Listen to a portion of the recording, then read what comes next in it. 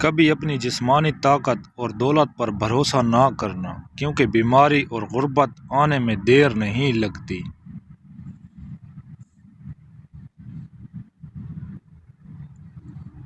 تمہارا مرض تمہارے اندر ہے اور تمہیں معلوم نہیں تمہاری دوا تم میں ہے، اور تمہیں معلوم نہیں تم خود کو معمولی جاندار سمجھتے ہو، حالانکہ تمہارے اندر تو پوری کائنات چھپی ہوئی ہے۔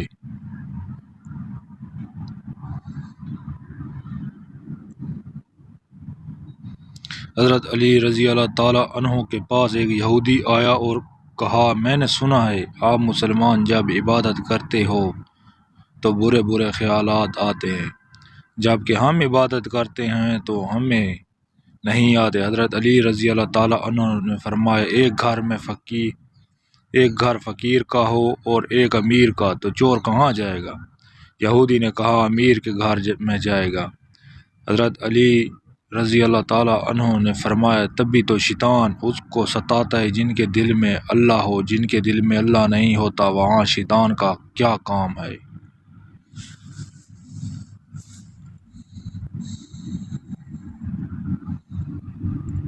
لوگوں میں سب سے بیچارہ وہ ہے جو اپنے لیے دوست حاصل نہ کر سکے، اور اس سے زیادہ بیچارہ وہ ہے جو بنے بنائے دوستوں کو کھو بیٹھے۔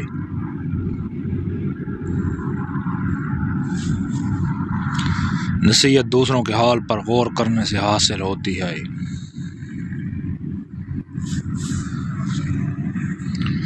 غور کا انجام کامیابی اور غفلت کا نتیجہ محرومی ہے۔ مال جمع کرنا غم میں پڑنا ہے۔ گنگا ہونا جھوٹ بولنے سے بہتر ہے۔ سب سے اچھا عمل وہ ہے جسے بجا لانے کے لیے تم اپنے نفس کو مجبور کر دو۔ بوڑھے آدمی کی رائے نوجوانوں کے ارادوں سے بھی مضبوط بلکہ مضبوط تر ہوتی ہے۔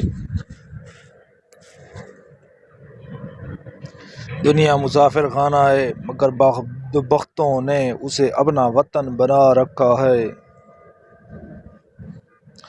جب کلام کم ہو جائے تو انسان اکثر صحیح بات کہتا ہے۔ جو شخص علم میں کوتاہی کرتا ہے اللہ اس کو مصیبت میں مبتلا کر دیتا ہے۔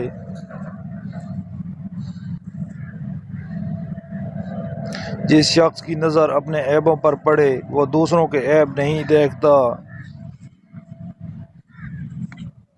جس نے تجھے ذلیل سمجھا اگر تجھے عقل ہے تو بے شک اس نے تجھے فائدہ پہنچایا۔